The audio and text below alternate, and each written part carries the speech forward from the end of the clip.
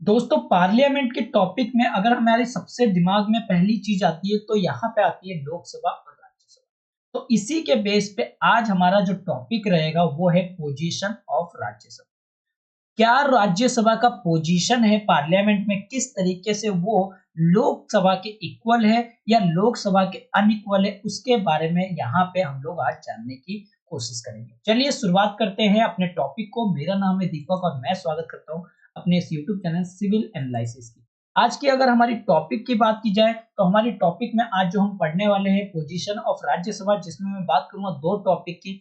Equal status with Lok Sabha यानी कि लोकसभा के बराबर का स्टेटस, और दूसरा है लोकसभा के अनइक्वल स्टेटस यानी कि लोकसभा के जो चीज ऐसी स्टेटस जो लोकसभा के बराबर ना हो। सबसे पहले अगर मैं बात करूं कॉन्स्टिट्यूशन की, तो कॉन्स्टिट्यूशन की कॉन्स्टिट्यूशनल पोजीशन में राज्यसभा की अगर बात करें तो हम लोग यहाँ पे तीन एंगल को देखते हैं। एक है जहां पे लोकसभा के बराबर पावर दी गई है, दूसरी है आपके लोकसभा के बराबर तो नहीं लेकिन उससे थोड़ा सा कह सकते हैं अनइक्वल पावर दी गई है, और तीसरा है कुछ राज्यसभा के पास अपनी स्पेशल पावर है जो कि लोकसभा के साथ वो शेयर नहीं करती है। इसके बारे में यहाँ पे हम लोग डिस्कस करें।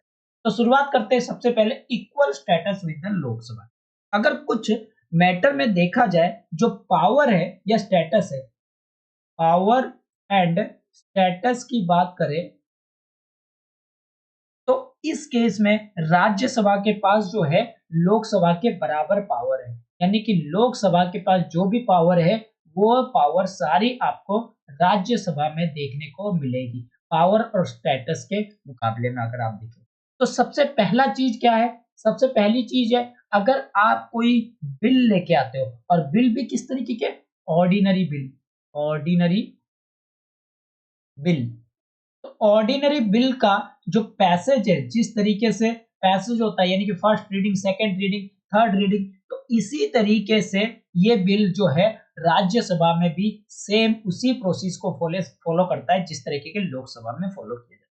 ठीक है, तो ये हो गया ऑर्डिनरी बिल के केस में। सेकंड अगर मैं पॉइंट की बात करूं, सेकंड पॉइंट कहता है जब हम कॉन्स्टिट्यूशनल अमेंडमेंट बिल को लेके आते हैं, कॉन्स्टिट्यूशनल अमेंडमेंट अमेंडमेंट बिल, तो इस केस में भी इस बिल का जो भी पैसेज होता है वो भी इक्वल होता है जैसा लोकसभा में बिल आता है, जिस तरीके से रीडिंग होती है फर्स्ट रीडिंग, सेकंड रीडिंग, उसी तरीके से राज्यसभा। वही अगर तीसरे पॉइंट की मैं बात करूं, तीसरा पॉइंट क्या कहता है कि introduction and passage of financial bill, financial bill का इंट्रोडक्शन हो एंड पैसेज हो, इंट्रोडक्शन एंड पैसेज, तो ये भी सेम उसी तरीके से होता है जिस तरीके से लोकसभा में होता है। ठीक है, यानी कि अगर आपको इस फाइनेंशियल बिल के अंदर में कंसोलिडेटेड फंड ऑफ इंडिया से अगर पैसे निकाल रहे हो तो इसका मतलब आपको उसी प्रोसीजर को फॉलो करना पड़ेगा जिस तरीके से लोकसभा में प्रोसीजर को फॉलो करते हो। इसके बाद अगर चौथे पॉइंट खास इंपॉर्टेंट है, अगर इम्पीचमेंट करते हो, इसका इम्पीचमेंट करते हो आप अगर प्रेसिडेंट का, और इसके साथ साथ अगर प्रेसिडेंट का इलेक्शन भी कराते हो, तो इलेक्शन हो चाहे इम्पीचमेंट हो, तो दोनों ही पोजीशन जो है प्रेसिडेंट के केस में राज्यसभा का जो स्टेटस होता है, लोकसभा का जो स्टेटस होता है वही राज्यसभा का भी स्टेटस होता है। फिफ्थ पॉइंट की बात करते हैं। फिफ्थ पॉइंट क्या कहता है? अगर आपको वाइस प्रेसिडेंट के इलेक्शन कराना है, वाइस प्रेसिडेंट के इलेक्शन या फिर इम्पीचमेंट कराना है, वही जिस तरीके से प्रेसिडेंट इलेक्शन या इम्पीचमेंट या रिमूवल जिसको हम कहते हैं, रिमूवल, तो यहां पे भी उसी तरीके से होगा। लेकिन एक राज्यसभा चाहे तो जो वाइस प्रेसिडेंट है उसको अगर रिमूव करना चाहता है तो वो खुद ही अकेले ही इसको इनिशिएट कर सकता है, और जब राज्यसभा क्या कर सकता है कि वो एक रिजोल्यूशन ला सकता है इस रिमूवल के लिए, जो कि राज्यसभा में पास होनी चाहिए, किससे? एक इफेक्टिव मेजोरिटी से। इफेक्टिव मेजोरिटी मतलब जितने मेंबर प्रेजेंट है वो सारे मेंबर क्या करें, वोटिंग करें, और प्लस इफेक्टिव मेजोरिटी में सारे मेंबर, जितने भी मेंबर वहां पे प्रेजेंट है वो सारी वोटिंग करें, और वो जो है उस बहुमत मिले, मतलब मेजोरिटी मिले, तब जाके वो क्या होगा, इफेक्टिव मेजोरिटी होगा। और वही चीज अगर हम लोकसभा की बात करें तो लोकसभा में यहाँ पे जो है आपका सिंपल मेजोरिटी से भी हो जाता है, सिंपल मेजोरिटी से लोकसभा में चाहिए, लेकिन राज्यसभा में यहाँ पे इफेक्टिव मेजोरिटी चाहिए। इसके लिए रिमूवल ऑफ वाइस प्रेसिडेंट। ठीक है, चलिए 6 पॉइंट बात करते हैं। पॉइंट नंबर 6 की अगर बात करें तो यहाँ पे प्रेसिडेंट को क्या कर सकते हैं, रिकमेंडेड कर सकते हैं। प्रेसिडेंट को क्या कर सकते हैं, रिकमेंडेड कर सकते हैं। अब रिकमेंडेड किस चीज की, रिकमेंडेड कर सकते हैं इस चीज के लिए कि भाई रिमूव करना है चीफ जस्टिस ऑफ इंडिया को, removal of CJI, chief justice of India हो गए, या फिर सुप्रीम कोर्ट और हाई कोर्ट के जजेस हो गए, सुप्रीम कोर्ट या हाई कोर्ट के जजेस हो गए, तो यहाँ पे रिकमेंडेड कर सकते हैं। इसके अलावा chief election commission, chief election commission CEC जिसको हम लोग कहते हैं, उनको अगर रिमूव करना हो, या फिर कैग को रिमूव करना, controller and auditor general of India, तो भी यहाँ पे क्या हो सकता है, राज्यसभा के पास इक्वल पावर है लोकसभा। ठीक है, उसके बाद अगर 7 पॉइंट की मैं बात करूं, 7 पॉइंट में जो ऑर्डिनेंस को अप्रूवल करने की बात होती है, जो प्रेसिडेंट के द्वारा जो भी ऑर्डिनेंस इशू किए जाते हैं, उसको अगर आपको क्या करना हो, अप्रूवल करना है, तो भी यहाँ पे राज्यसभा के पास इक्वल पावर। पॉइंट नंबर 8 की बात करते हैं। क्या कहता है, अगर प्रेसिडेंट के द्वारा तीनों इमरजेंसी को प्रोक्लेमेशन किया जाता है, मतलब तीनों में से कोई से भी इमरजेंसी को प्रोक्लेमेशन किया जाता है, प्रेसिडेंट के द्वारा अगर इमरजेंसी को प्रोक्लेमेशन दिया जाना है, तो यहाँ पे इक्वल स्टेटस होता है किसका, या राज्यसभा का। ठीक है, प्रोक्लेमेशन अगर देना हो तो यहाँ पे इक्वल स्टेटस होता है राज्यसभा। ये पॉइंट नंबर 8। पॉइंट नंबर 9 क्या कहता है कि आपको अगर प्राइम मिनिस्टर सिलेक्शन करना है, ठीक है, अगर देखा जाए कॉन्स्टिट्यूशन के हिसाब से जो प्राइम मिनिस्टर है वो क्या हो सकता है, दोनों हाउस का मेंबर हो सकता है। पीएम जो हो सकता है वो या तो लोकसभा का मेंबर हो जाए या राज्यसभा का मेंबर हो जाए। अगर वो राज्यसभा से भी मेंबर बन के आता है और उसको राज्यसभा में मेंबर है और उसको पीएम बनाया जाता है उस पर्सन को, तो वो रिस्पॉन्सिबल किसका होगा, रिस्पॉन्सिबल होगा ओनली लोकसभा, रिस्पॉन्सिबल इस पे होगा लोकसभा से ही रिस्पॉन्सिबल होगा, लोकसभा पर ही रिस्पॉन्सिबल। ठीक है, ये चीज काम आता है। उसके बाद पॉइंट नंबर 10 की अगर बात करें, पॉइंट नंबर 10 क्या कहता है, अगर मान लीजिए कोई फाइनेंस कमीशन की रिपोर्ट आए, यूनियन पब्लिक सर्विस यूपीएससी के रिपोर्ट आए, ठीक है, या फिर फाइनेंस कमीशन की रिपोर्ट आए, फाइनेंस कमीशन की जो है रिपोर्ट आती है, तो इस सारे रिपोर्ट को कंसीडरेशन करने का भी जो है स्टेटस इक्वल है। कंसीडरेशन अगर करना हो तो यहाँ पे राज्यसभा को इक्वल स्टेटस दिया गया है लोकसभा। ठीक है, इसके बाद पॉइंट नंबर 11 की अगर मैं बात करें, अगर सुप्रीम कोर्ट और यूपीएससी का जुरिडिक्शन को एनलार्ज करना हो, सुप्रीम कोर्ट हो या फिर आपके यूपीएससी हो, उनके जुरिडिक्शन को क्या करना है, इंक्रीज करना है, इनलार्ज करना है, तो भी आप यहाँ पे क्या कह सकते हो कि लोकसभा के इक्वल स्टेटस है। ठीक है, जुरिडिक्शन को यहाँ पे अगर इंक्रीज करना हो तो भी आपके पास स्टेटस है। तो ये 11 पॉइंट है जिसमें हम कह सकते हैं लोकसभा के बराबर जो है ताकत वो राज्यसभा को दी गई है। अब बात करते हैं अनइक्वल स्टेटस ऑफ लोकसभा की। देखिए, कुछ ऐसी भी मैटर होती है जहां पे पावर और स्टेटस की अगर मैं बात करूं, पावर एंड स्टेटस की अगर मैं बात करूं, तो वो अनइक्वल होती है, मतलब राज्यसभा जो है वो अनइक्वल पावर है लोकसभा की। ठीक है, कुछ ऐसी स्टेटस और पावर होती है। अब वो क्या चीज होती है, जरा इनको जानने की कोशिश करते हैं। सबसे पहली चीज तो मनी बिल के regarding, money bill, money bill को सिर्फ लोकसभा में इंट्रोड्यूस किया सकता है, लोकसभा में ही क्या किया जा सकता है, इंट्रोड्यूस किया जा सकता है, राज्यसभा में इंट्रोड्यूस नहीं किया जा सकता। ठीक है, इसको सिर्फ लोकसभा में ही इंट्रोड्यूस।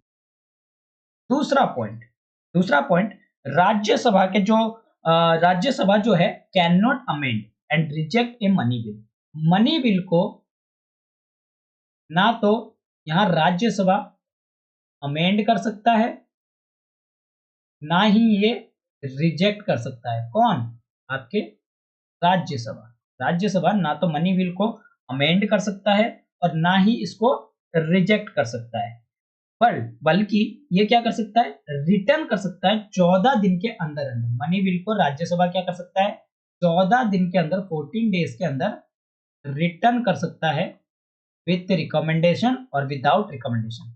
रिटर्न कर सकता है, रिकमेंडेशन, विद और विदाउट, यानी कि अगर चाहे तो वो रिकमेंडेशन दे सकता है या फिर रिकमेंडेशन नहीं दे, उससे कोई फर्क नहीं पड़ता है, ठीक है। विद एंड विदाउट रिकमेंडेशन वो रिटर्न कर सकता है। तीसरे पॉइंट की अब हम बात करते हैं। तीसरा पॉइंट क्या कहता है, लोकसभा क्या कर सकता है, या तो जो रिकमेंडेशन दिया है राज्यसभा ने, लोकसभा जो है वो राज्यसभा के रिकमेंडेशन को या तो एक्सेप्ट करे या रिजेक्ट करे।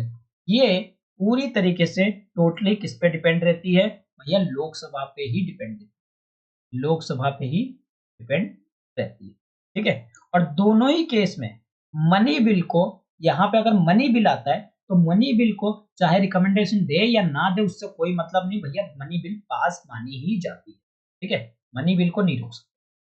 चौथे पॉइंट की बात करते हैं।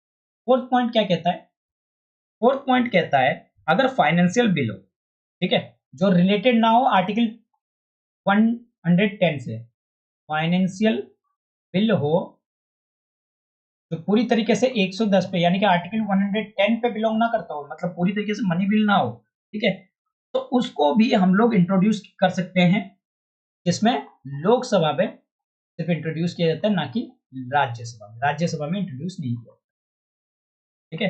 Not containing solely the matter of article 110 के मैटर नहीं होने चाहिए पूरी तरीके से, कुछ मैटर हो जाए लेकिन पूरी तरीके से ना हो, ठीक है। तो उन चीजों को जो है हम लोग लोकसभा में इंट्रोड्यूस करते हैं, ना कि राज्यसभा में। और ये पैसेज में अगर देखा जाए, पैसेज में अगर देखा जाए तो इक्वल स्टेटस होता है, इसके बराबर लोकसभा का जैसा पावर होता है वैसे ही राज्यसभा का भी पावर होता है पैसेज में, यानी कि वोटिंग वोटिंग कराने के में, तो दोनों का इक्वल पावर। पॉइंट नंबर 5 की बात करते हैं। जो फाइनल पावर होती है एक पर्टिकुलर बिल को डिसाइड करने की, कि एक बिल जो है वो मनी बिल है या नहीं है, मनी बिल है या नहीं है, वो पूरी तरीके से पर्टिकुलरली किस कौन डिसाइड करता है, ये स्पीकर डिसाइड करता है। कौन डिसाइड करता है, स्पीकर डिसाइड करता है, और स्पीकर बिलोंग किसको करता है, यानी कि यहाँ पे भी राज्यसभा के पास पावर है। पॉइंट नंबर 6 की बात करते हैं। स्पीकर जो है, अगर ज्वाइंट सिटिंग की बात होती है, ज्वाइंट सिटिंग की बात होती है तो उसको प्रिसाइड भी कौन करता है, प्रिसाइड अगर करने की बात की जाए तो यहाँ पे लोकसभा के स्पीकर ही प्रिसाइड करते हैं, लोकसभा के स्पीकर जो है प्रिसाइड करते हैं। ये 6 नंबर पॉइंट है। 7 नंबर पॉइंट की बात करें तो लोकसभा, अगर लोकसभा के पास ज्यादा पावर होती है, कैसे होती है ये देखेंगे। देखिए सबसे पहले अगर बात होती है ज्वाइंट सिटिंग की, तो ज्वाइंट सिटिंग के मुकाबले अगर अपोजिशन पार्टी के जब तक टोटल मेंबर एग्जिट ना हो, मतलब सारे मेंबर मिलके मतलब उसके अपोजिशन में ना हो, तब तक में ये कहा जाता है कि लोकसभा के पास ज्यादा पावर होती है राज्यसभा के मुकाबले, राज्यसभा के मुकाबले एक बिल को पास करने में। यानी कहने का मतलब अगर ज्वाइंट सिटिंग में आके बैठ रहे हैं तो लोकसभा में जितने लोग हैं उनके मुकाबले में राज्यसभा में बहुत कम लोग होते हैं, तो इसका मतलब लोकसभा में क्या हो सकती है, वो अकेला ही लोकसभा पे यहाँ पे ज्वाइंट सिटिंग में किसी बिल को पास कर लिया जाता है। पॉइंट नंबर 8 की बात करते हैं। पॉइंट नंबर 8 क्या कहता है, राज्यसभा सिर्फ डिस्कस कर सकता है बजट को। बजट की अगर बात होती है तो बजट की सिर्फ डिस्कशन कर सकता है कौन, डिस्कस कर सकता है राज्यसभा, उस पर वोटिंग नहीं कर सकता, वोट अलाउ नहीं है, नॉट अलाउ, ठीक है। वोट के अलाउ जो है वो नहीं है, यहाँ पे सिर्फ क्या कर सकता है, यहाँ पे आपका डिस्कस कर सकता है, और इसके साथ साथ डिमांड इन ग्रांट भी नहीं कर सकता, डिमांड फॉर ग्रांट्स भी नहीं कर सकता, ठीक है। ये सिर्फ एक्सक्लूसिवली प्रिविलेज है किसके पास, लोकसभा के पास, डिमांड फॉर ग्रांट के लिए, ठीक है। ये था पॉइंट नंबर 8। पॉइंट नंबर 9 की बात करते हैं। पॉइंट नंबर 9 क्या कहता है? 9 कहता है अगर आपको नेशनल इमरजेंसी को डिसकंटिन्यूअस करना है, नेशनल इमरजेंसी को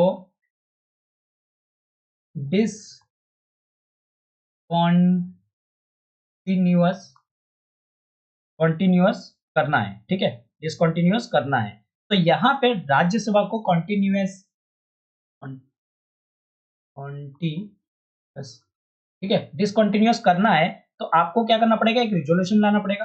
और रिजोल्यूशन जो पास किया जाता है, रिजोल्यूशन जो पास किया जाता है वो कहां किया जाएगा? लोकसभा में अगर आपने पास करवा दिए तो भी वो काम आ जाएगा, राज्यसभा की यहां कोई जरूरत नहीं। ये पॉइंट नंबर 9 के। पॉइंट नंबर 10 आखिरी जो पॉइंट क्या कहता है?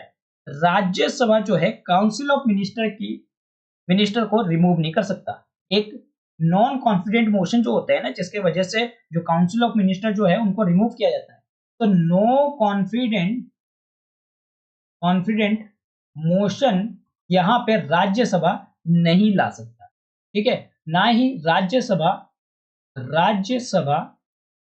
Can not remove the council of